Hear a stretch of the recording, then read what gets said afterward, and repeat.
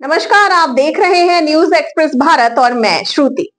आजमगढ़ में कैबिनेट मंत्री और निषाद पार्टी के राष्ट्रीय अध्यक्ष डॉक्टर संजय निषाद ने संवैधानिक अधिकार यात्रा के दौरान भारतीय जनता पार्टी पर निशाना साधते हुए कई मुद्दों पर अपनी नाराजगी जाहिर की। उन्होंने कहा कि उनकी पार्टी मछुआ समाज के अधिकारों के लिए लड़ाई जारी रखेगी। आइए आपको बताते हैं इस बारे में विस्तार से। आजमगढ़ में निषाद पार्टी के तत्वाधान में 30 नवंबर 2024 को शुरू हुई संवैधानिक अधिकार यात्रा पार्टी के राष्ट्रीय अध्यक्ष और उत्तर प्रदेश सरकार में कैबिनेट मंत्री डॉक्टर संजय निषाद के नेतृत्व में 28वें जिले में पहुंची। इस यात्रा का उद्देश्य मछुआ समाज को उनके संविधान प्रदत्त अधिकारों के प्रति जागरूक करना और आरक्षण के लिए संघर्ष जारी रखना है। डॉक्टर संजय निषाद ने मीडिया से बातचीत में कहा कि मछुआ समाज को अनुसूचित जनजाति के तहत आरक्षण का लाभ अभी तक नहीं मिला है। उन्होंने इसे 2024 के लोकसभा चुनाव में भाजपा की हार का मुख्य कारण बताया, जहां मछुआ समाज इंडिया गठबंधन के साथ चला गया और भाजपा को उत्तर प्रदेश की 43 सीटों पर हार का सामना करना पड़ा। डॉक्टर निषाद ने भाजपा पर आरोप लगाते हुए कहा कि पार्टी ने उन्हें न तो चुनाव चिन्ह दिया और न ही उचित सीटें। संत कबीर नगर लोकसभा सीट से प्रवीण निषाद की हार के पीछे भाजपा के ही कुछ लोगों का हाथ था, लेकिन इसके बावजूद अब तक कोई कार्रवाई नहीं हुई। मछुआ से उनके विधायक को भाजपा ने तोड़कर अपना प्रत्याशी बना दिया, जिससे मछुआ समाज में नाराजगी बढ़ी। आपको बता दें कि कैबिनेट मंत्री आशीष पटेल के बागी तेवरों का समर्थन करते हुए संजय निषाद ने कहा कि कुछ अधिकारी सरकार की छवि खराब करने का काम कर रहे हैं। उन्होंने कहा कि मुख्यमंत्री योगी आदित्यनाथ उनके मार्गदर्शक हैं और अच्छा काम कर रहे हैं, लेकिन कुछ अधिकारी वोटरों और सहयोगी दलों को नाराज करने का प्रयास कर रहे हैं। आपको बता दें कि संभल हिंसा पर बोलते हुए डॉक्टर निषाद ने कहा कि पुरातत्व विभाग द्वारा किया जा रहा सर्वे पूरी तरह से निष्पक्ष है और इसका सरकार से कोई भी लेना देना नहीं है। उन्होंने कहा कि पिछली सरकारों में पुरातत्व विभाग को सही ढंग से काम नहीं करने दिया गया था। अतरौलिया विधानसभा सीट को लेकर संजय निषाद ने दावा किया कि इस बार उनकी पार्टी वहां से चुनाव लड़ेगी। उन्होंने चेतावनी दी कि भाजपा ने मछुआ समाज की नाराजगी दूर नहीं की तो 2027 के विधानसभा चुनाव में इसका खामियाजा भुगतना पड़ेगा। कैबिनेट मंत्री ने कहा कि मत्स्य विभाग द्वारा मछुआ समाज के लिए बिजली बिल में अनुदान की व्यवस्था की जा रही है, जिससे उन्हें आर्थिक लाभ मिलेगी। उन्होंने भाजपा से अपील की कि मछुआ समाज को आरक्षण और सम्मान देकर उनकी नाराजगी दूर की जाए। स्ट्रक्चर कमेटी की रिपोर्ट के अनुसार तो ये पार्टियां चाहती हैं कि वो उन्मादी रहें, अंध रहें, धार्मिक केवल बने रहें, शिक्षा एकेडमिक शिक्षा की तरफ न। तो ये इसलिए अब मुसलमान खसक रहा, जैसे कुंदरकी वगैरह में वोट दे दिया मुसलमान हम लोगों को, और तो अब मुसलमान वोट देना शुरू कर दिया। तो जो विरोध में रहता था मुसलमान, चाहे कुछ ही % शुरू किया हो, तो ये आज इनके लोगों के लिए खतरे की घंटी लग रही विपक्ष को, इसलिए हमेशा राजनीति करते हैं मुसलमानों को। संभल में जिस तरह से मंदिर मिलने शुरू हो रहे हैं, उसको लेकर अखिलेश यादव ने मुख्यमंत्री जी को कहा कि मुख्यमंत्री आवास की खुदाई कराए, इसमें भी शिवलिंग मिलेगा, इस पर क्या कहना? अरे वो भी मुख्यमंत्री थे, बैठे उसी में थे, तो खुदाई करा के निकाल देना चाहिए। बयान करना अलग मामला है। हम लोगों के बयान के आधार पर खुदाई नहीं हो रही है, न किसी मुख्यमंत्री के बयान के आधार पर या किसी सरकार के बयान के आधार पर तो खुदाई नहीं हो रही। वो तो पुरातत्व विभाग अपना रिपोर्ट लगा रहा है, वहाँ के सर्वेक्षण के हिसाब से रिपोर्ट लग रही है, तो सर्वे होने के बाद जो रिपोर्ट लगेगी वो तो खुदेगा ना। आखिर मान लीजिए कौन आदमी है, देखिए इतिहास विरासत होती, विरासत पूंजी होती, पूंजी भविष्य होती है। अगर हमारे भारतीय सभ्यता की विरासत हमें वापस आ रही है तो उसमें पेट में दर्द क्यों हो रहा है? डॉक्टर साहब, जिस तरह से आप असंतुष्ट लग रहे हैं, अगर 27 तक यही सम्मान नहीं मिल पाया तो क्या रास्ता अलग हो जाएगा? नहीं, मैं असंतुष्ट नहीं हूँ, मेरा समाज असंतुष्ट है, क्योंकि इनका हिस्सा लेदरमैन खा रहा है, इनका हिस्सा मिल्कमैन खा रहा है। कि जब हम दिल्ली की अनुसूचित जाति की सूची में मझवार सुरक्षित है, और हम गिनती 61 में 1961 में 70 लाख थे, मुख्यमंत्री जी ने पत्र लिख दिया RGI को, बताया जा कि केवट मल्ला के, RGI ने लिख दिया केवट मल्ला मझवार हैं, अनुसूचित जाति के हकदार हैं, और उन्होंने ऊपर भेज दिया सामाजिक न्याय मंत्रालय। तो ये तो लटकाने वाली बात हो गई ना। तो समाज नाराज है कि आखिर ये कब तक रही है कि इनका जब अनुसूचित में सारी सुविधा दी गई है, आप ही दिल्ली से ला के रामचरित्र को निषाद के यहाँ लड़ा के सांसद बनाएंगे, उत्तर प्रदेश के निषाद क्यों नहीं लड़े? जमुना उस समाज पार अगर नाराज है तो आप उनका मैं प्रतिनिधित्व मैं कर रहे हैं ना, इसीलिए जमुना उस पार रास्ता तलाशेंगे कुछ। जमुना उस पार निषाद सुरक्षित है, उसकी बेटी की इज्जत सुरक्षित है, उसका धन सुरक्षित है, नौकरी सुरक्षित है, और जमुना इस पार असुरक्षित है, तो अपनी सुरक्षा मांग रहा है। सपा तो प्रेशर में आई, 31 दिसंबर 2016 को लागू। तो मैं तो ये चाहता हूँ कि इन्होंने एक उत्तराखंड में शासनादेश जारी किया, शिल्पकार जाति ने जातियों का समूह है, उस तरीके से मझवार जाति ने जातियों का समूह है, ये जारी कर दें। इसलिए समाज को सही सही बात बताना कि धोखेबाज कौन है। धोखेबाज वो लोग हैं जो तुम्हारा वोट लेकर तुम्हारे साथ अन्याय किए। आज योगी जी पत्र लिखकर आपका पहल कर रहे हैं, तो जो शहर पर पहल कर रही है तो समस्या का समाधान भी अच्छा, करेगी। आखिरी सवाल ये है कि 27 में क्या सरकार रिपीट हो रही है? निषाद जिसके साथ रहता है ना वही सत्ता में रहता है। जब तक निषाद सपा बसपा कांग्रेस के साथ था तब तक वो सत्ता में थे, तब तक हीरो थे। हम दूर हो गए, निषाद दूर हो गए हमारे। 24 में तो निषाद नाराज हो गया है, आप खुद ही कह रहे हैं। इसीलिए तो जो मैं कह रहा हूँ कि आपने 24 में नाराज, हमको सही बात तो बताना पड़ेगा ना कि आंशिक रूप से सफलता इसीलिए मिल गई कि कुछ निषाद पीढ़ी का हिस्सा बन गए। इसीलिए तो हमें इनके जगाना है कि आप, नाराजगी नहीं दूर हुई तो 27 चला हमको जाएगा। लगता है कि नाराजगी नहीं दूर होगी तो भाजपा का नुकसान होगा। अच्छा, एक सवाल आखिरी, मैंने कई बार आपसे इस चीज पर पूछी कि आप इस पटेल को लेकर के, तो क्या ऐसा नहीं लग रहा है कि कहीं चाहे केंद्र हो चाहे राज्य हो, जो सहयोगी दल है, ये जो 2024 का चुनाव हुआ जिसमें सीटों को लेकर के तालमेल गड़बड़ा है, तो सहयोगी दल भी अपना रास्ता तलाश कर रहे हैं। भारतीय जनता पार्टी या तो उनको तरजीह नहीं दे रही है या वो अपना नया रास्ता नहीं, कुछ है आपकी बातों में सत्यता है, लेकिन रास्ता नहीं तलाश रहे हैं। जैसे हम लोग मर्यादा पुरुषोत्तम भगवान राम के हाथ बाल सखा निषाद राज के बाद हम लोग मर्यादित लोग हैं, हम लोग जिसके साथ रहते हैं ईमानदारी से रहते। जब सपा ने अंतिम दरवाजा बंद कर दिया तब मैं भारतीय जनता पार्टी के पास, भाजपा जब बंद कर देगी तो हम लोगों को कहीं न कहीं जाना ही पड़ेगा ना। अगर आपने 2019 में हमें 24 में सीट नहीं दिया और नहीं दिया, प्रवीण जी को किस तरीके से उन्हीं के लोगों ने, भाजपा के लोगों ने उस ग्राउंड पर किस तरीके से चुनाव हरवाया। आज भी वो भाजपा में बने हुए, उनके ऊपर कोई कार्रवाई नहीं हुई। और आज के दिन में बहुत मुश्किल से आशीष पटेल जीते।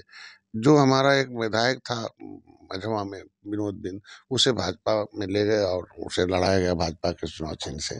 लेकिन बाद में हमारे कोटेज में बहुत कहा कि गलत हो रहा।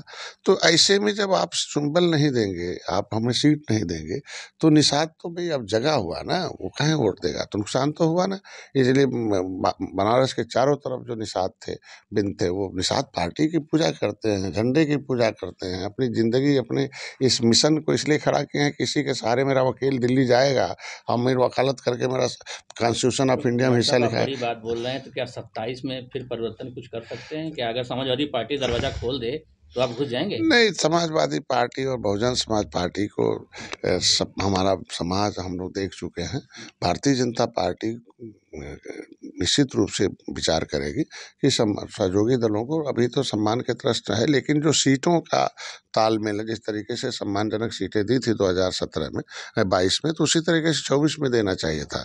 आगे हमको लगता है कि सम्मानजनक सीटें दें। लखनऊ से कि दिल्ली से कहाँ से हो रही है? नहीं, जहाँ भी हो, तो यहाँ के जो कि मैंने पहले ही बता दिया इनको कि जो उनके कुछ ऐसे लोग हैं जो दूसरी पार्टी से आके घुसे हुए हैं भाजपा में, और उनके अब नज़दीकी बन के उनके मैसेंजर बने हुए हैं, लेकिन देखने में तो लगता है कि भाजपा ही हैं, लेकिन अभी भी उनका रिलेशन पिछली दलों से है। वो अंदर ऐसा सूचना भेजते हैं कि जिससे कि देखने में तो बहुत अच्छा लगे, लेकिन रिजल्ट बहुत खराब हो। सूचनाओं के आधार पर निर्णय लिए जाते हैं। तो सूचना दिया होगा भाजपा को कि नहीं, सहयोगी दल को सीट नहीं देने से जीत जाएंगे, और क्या हुआ, 43 सीट हार गए, और वो भी निषाद बाउल हार गए। मैंने कहा ना, हमें सुल्तानपुर दे दीजिए, हमें फतेहपुर दे दीजिए, और संत कबीर नगर टेक्निकल जिला, वहाँ 3 लाख मुसलमान हैं, 1 लाख वो यादव हैं, वहाँ एक तेज तार प्रभारी दे दीजिए। कोई वहाँ प्रभारी तेज तर्रार नहीं था। पिछले बार लक्ष्मीकांत वाजपेयी आए थे और एक हारे हुए विधायक को प्रभारी बना दिया था। तो चुनाव तो कैसे जीतेंगे आप उनके लिए? तो ये कहने का मतलब कुछ नुकसान हुआ था पिछले बार। डॉक्टर साहब, एक चीज बहुत गंभीर चीजें आ रही हैं, जैसे आपने सहयोगी दलों की बात करी, तो सहयोगी दलों को संबल को बाइकाट करना भारतीय जनता पार्टी को कहीं ऐसा तो नहीं कि सहयोगी दलों को खत्म करने की नीति ये है कि सहयोगी दल खत्म नहीं नहीं ऐसा नहीं, अब खत्म नहीं, सहयोगी दलों का सम्मान बढ़ा है। आप देखे होंगे कि महाराष्ट्र में सहयोगी दल के रूप में जीते हैं। आपने देखा कांग्रेस भी सहयोगी दल के रूप में लेकर झारखंड में जीती है, सहयोगी दल के रूप में ही आप देखे होंगे कि हरियाणा जीत हुई। तो ऐसा नहीं, सहयोगी दलों का सम्मान भारतीय जनता पार्टी का लंबे समय से, और इस समय सहयोगी दलों का अहम भूमिका बढ़ा है। तो ऐसा भाजपा से हमको लगता है कि कोई गलती नहीं करेगा। अच्छा ये बताइए, जिले की बात कर लेते हैं। अतरौलिया में ओम प्रकाश राजभर 3-4 महीने से डेरा डाले हुए, तो क्या लग रहा है कि इस बार की सीट आप ही लोग लड़ेंगे कि राजभर जी खत्म जाएगी, क्या कुछ लग रहा है? अभी तो फिलहाल हम लड़े थे और अच्छा हमको लगता है पूरे आजमगढ़ में जितना वोट मिला था भारतीय जनता पार्टी को हर सीटों पर, उसमें सबसे अधिक वोट हमें अतरौलिया में मिला था। अब अगर हमें सब भारतीय जनता पार्टी सत्ता में रह के अगर वोट नहीं बढ़ा सकती जो है 2022 में, तो हम कह रहे हैं कि हम तो सबसे ज़्यादा वोट पाए हैं। तो फिर मेहनत कर रहे हैं तो चाचा सहयोगी दल है तो हर जगह मेहनत करें, तो हम भी मेहनत कर रहे हैं आज के दिन में। और निश्चित रूप से आज के दिन में हम लोग अतरौलिया हमारी सीट रही है, और सहयोगी दल होने के नाते वो हमको लगता है फिर हम ही लोगों को मिलेगा, हम ही लोग लड़ेंगे। मंत्री जी, इस समय कुंभ चल रहा है, इन्होंने योगी जी ने उसका शाही स्नान को बदल के अमृत स्नान कर दिया, तो किस तरह से आप सनातन अपने आप को किस तरह से देखते हैं? अरे अमृत शब्द तो और है, अमृत मतलब अमर होने वाला, कभी मिटने वाला न हो। आज के दिन में तो प्रयागराज की धरती तो निषाद राज की धरती है, और धन्य कर दिया मोदी जी ने, योगी जी ने, कि 56 फुट की भगवान राम की निषाद राज की मूर्ति लाए। इस बार एक भव्य दिव्य कुंभ जो बना है, और जो व्यवस्था पिछली बार दिया था माननीय योगी जी ने, पिछले सरकारों में रही तो व्यवस्था किसके हाथ में रहती थी आप जान सकते हैं। माननीय मुख्यमंत्री जी ने खुद अपने हाथ में व्यवस्था दी, और आपने देखा होगा कि किस तरीके से पर्यावरण वहाँ का चाक चौबंद जो भी व्यवस्थाएं थी, और इस बार और भी 1.5 गुना के आसपास आदमी आने वाले हैं वहाँ श्रद्धालु, और पूरी दुनिया के लोग आते हैं उसमें। हम तो पक्ष विपक्ष सबसे कहेंगे, भारतीय सभ्यता दुनिया के लोग जिस देश में आते हों तो सभी को मिलकर उनका स्वागत करना चाहिए, सम्मान करना चाहिए, और प्रयागराज पर राजनीति नहीं होनी चाहिए। अच्छा मंत्री जी, सवाल ये है, जैसे कि विपक्ष ही लगातार ये कहता था इस सरकार में मुसलमानों के साथ जाति हो रही है। संभल की मामला देख लीजिए, बहराइच का देख लीजिए, हर जगह जो है उनको दोषी ठहरा के उन पर कार्रवाई करना। जाने पर प्रतिबंध। तो इस तरह की कार्रवाई क्या मतलब क्या उनको जारी रहेगी कि उसमें कुछ? अच्छा पहले बताइए, अब कोई बदमाश की कोई जाति होती नहीं है, अपराधी की कोई जाति नहीं होती है, ऐसा नहीं है कि तो अपराधी अगर मुसलमान है तो मुसलमान से क्यों जोड़ा जाएगा? लेकिन अखिलेश जी तो कह रहे हैं ना कि जाति हो रही लगातार। नहीं, आज के दिन में उनके समय जब दंगा हुआ था मुजफ्फरनगर और जो कैराना पलायन था, वो तो आया ना रिपोर्ट किसकी वजह से दंगा हुआ था, और कैसे फोन गया था कि भाई शांत रखिए और कुछ और मर जाने दीजिए, हैं। तो ये तो फोन करके कराते रहे, और किसके समय दंगा फसाद होता था, हिंदू मुसलमान मरते थे। अब तो दंगा कम हो गया ना, अब तो एकदम नहीं के बराबर हो गया। तो हमारे आखिर मरते कौन थे? मुसलमान ही तो मरते थे जाने से, हिंदू मरते थे, गरीब मरते थे। अब तो दंगा। सच्चर कमेटी का रिपोर्ट ये कहती है कि सपा बसपा कांग्रेस के समय मुसलमानों की दशा बहुत खराब हुई, वो SC ST से भी उनकी दशा खराब है। तो दशा खराब करने के लिए मुसलमान क्यों उनके साथ रहेगा? भाई आज बीमार है, गरीब है, इलाज हम करा रहे हैं, मकान हम दे रहे हैं, अनाज हम दे रहे हैं, उनके बच्चे को हम लोग चाहते हैं कि मुसलमान भी इसी देश का धर्म बदल दिया है, उसके बच्चे भी डॉक्टर इंजीनियर बने, वो भी विकास की मुख्यधारा में आए, वो भी ठीक ठाक रहे। नहीं तो देख सकते हैं कि बड़े पैमाने पर किसान मत्स्य पालन का कार्य करता है, और जो मछली की इनकम है उसको कृषि इनकम के तौर पर ट्रीट किया जाता है, लेकिन उनको बिजली कमर्शियल प्रोवाइड की जाती है। इससे पहले भी मैंने आपसे ये अनुरोध किया था और जन समस्याओं को लेकर के, तो क्या आपका कोई ऐसी व्यवस्था है कि जो किसानों मछली पालक किसान हैं उनकी बिजली भी अन्य किसानों की तरह से फ्री हो? अभी तो मछली का कृषि का दर्जा प्राप्त हो गया है, और बिजली विभाग खुद ही अपना अभी बीमार बेचारा परेशान है। तो अभी हमने जो अपने मछुआ कल्याण कोष में है कि उसमें हम इनकी बिजली फ्री कर दें, हम उनका जो बिजली जला बढ़ता है हम उसको अनुदान के लिए दें। हम 25 करोड़ रुपया में इनकी शिक्षा के लिए, इन्हें स्वास्थ्य के लिए, इन्हें सहयोग के लिए अनुदान के रूप में। तो अभी उसका बजट बहुत कम है, तो मैंने माननीय मुख्यमंत्री को लिखा है कि वो इनके जिस तरीके से आप कृषि का पैसा देते हैं बिजली विभाग को, उसी तरीके से मछुआरे जितने भी कृषि का दर्जा प्राप्त है तो जो इनका बिजली जलता है उनको दे दिया जाए। तो अभी अभी इनके लिए मुख्यमंत्री संपदा योजना में हम सहयोग कर रहे हैं, मत्स्य बीज का, इनके लिए उनके फीड्स का, अभी मत्स्य संकुलिका का हम लोग जा रहे हैं इनको। तो इनके लिए पहली बार है हम मुख्यमंत्री संपदा योजना में जो पट्टे धारक हैं उनको हम सस्ता देते हैं 3,20,000 हर 2-2.5 एकड़ 5 एकड़ पर। तो ये बड़ी बात हो गई है, हम लोग कम से कम हर 15 करोड़ रुपये हर साल निषाद राज योजना के माध्यम से, KCC के माध्यम से दे रहे हैं। तो बिजली की भी समस्या इनकी दूर हो जाएगी। हम लोगों ने भी पत्र लिखा, उस पर अगली बार शायद कैबिनेट में आ जाए दो एक बार। ठीक।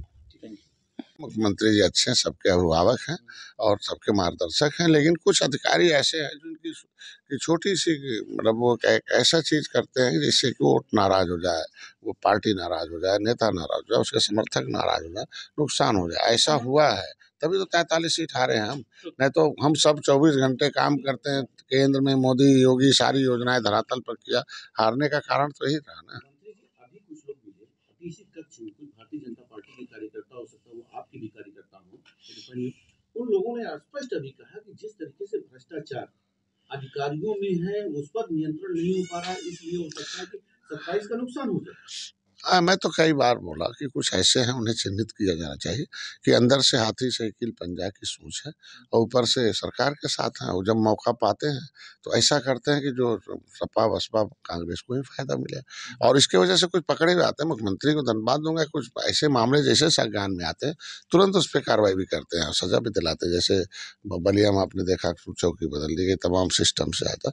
ऐसे कुछ अधिकारी हैं जिनको अभी प्लानिंग के तहत चिन्हित करके उन्हें महत्वपूर्ण पदों से हटाना पड़ेगा, नहीं तो नुकसान। आरोप लग रहा है कि उच्च अधिकारियों को पैसा नहीं पहुंचाया, इसलिए उच्च अधिकारियों ने ये पूरा प्लान किया। ये तो सिस्टम हर थाने पर चल रहा है, हर तहसील में चल रहा है, सिर्फ बलिया ही उसका मोहरा बन गया।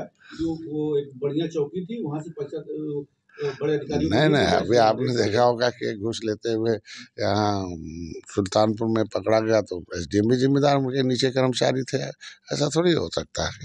लेकिन मुख्यमंत्री जी देखिए, बड़ा प्रदेश है, यहाँ एजुकेशन का बड़ा लैक ऑफ है, यहाँ बहुत आबादी है, और यहाँ एक्चुअली सरकारों ने इतना खाई खोद रखा है उसे पाटने में।